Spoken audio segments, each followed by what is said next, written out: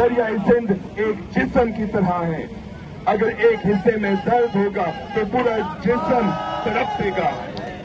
हम यहाँ सिंध में शुमाल में बनाए गए डैम का दर्द महसूस करते हैं और शुमाल के लोग यहाँ जनूब में दरिया की खुश्की का दर्द रखते हैं। इससे पहले आप चोलिस्तान को पानी दे, याद रखिएगा कि हमारे पास सिंध में पानी नहीं है।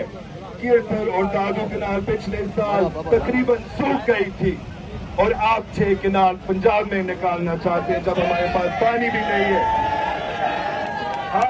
हारी परेशान है, ना उनके पास जमीन है, ना उनके पास गंदम या चावल का सही रेट मिलते हैं, और फिर भी आप वहाँ पंजाब में कनाल बनाना चाहते हैं और सराइकी किसानों से जमीन छीन के आप 5000 एकड़ इन्हीं सरमायादार को जमीन लीज देंगे।